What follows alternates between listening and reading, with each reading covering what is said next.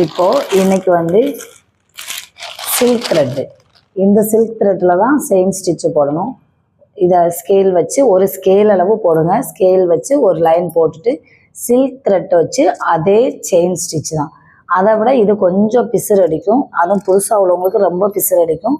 பார்த்து போடுங்க. இந்த மாதிரி நாட் போட்டுக்கோங்க. முடிச்சு போட்டுட்டு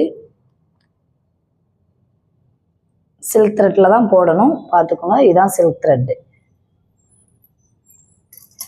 அதே செயின் தான்.